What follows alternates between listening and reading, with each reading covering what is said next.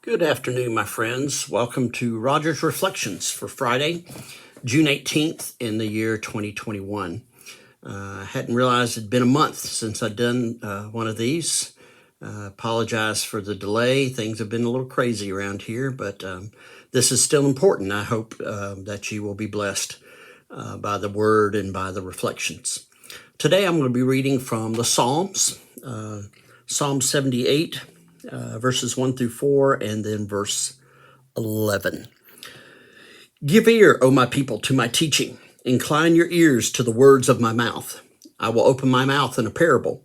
I will utter dark sayings from of old, things that we have heard and known that our ancestors had told us. We will not hide them from their children. We will tell to the coming generation the glorious deeds of the Lord and his might and the wonders that he has done. Verse 8, and so they should not be like their ancestors, a stubborn and rebellious generation, a generation whose heart was not steadfast, whose spirit was not faithful to God. And then verse 11, they forgot what he had done and the miracles that he had shown them. Kind of one of those good news, bad news type of thing. We talk about God's love and God's grace and his might and his power, but we also talk about how the people had wandered away and had disobeyed and had forgotten the deeds of the past, forgotten what God had done. And I guess that's kind of the focus for me here, is that we get caught up in all of our day-to-day issues and problems that sometimes we forget the deeds of power that have been shown in the past. And even though, the remembrance may be symbolic, it's still real and still has power. And so this week is one of those instances when something U.S. Congress declared that June 19th, would be a national holiday.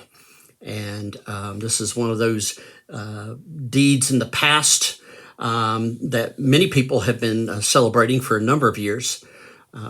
But now it is a national holiday so that folks can celebrate that the end of the official, the official end was 2 years before.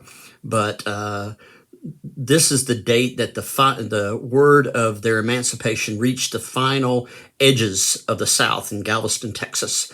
And the African Americans were freed. And so we remember, and we want to tell our children to remember that God was able to work in that, and the slaves were freed regardless of anything else. This is a day of celebration, a day of remembering. We're not done yet. We're not where we need to be. We're not perfect. We're still human. We still sin. But this is an important day for us to remember here in this country. And so I think that reminds us of all the other things that God has done, how he delivered Israel out of Egypt, out of slavery. If you look in the book of Exodus, you'll see that.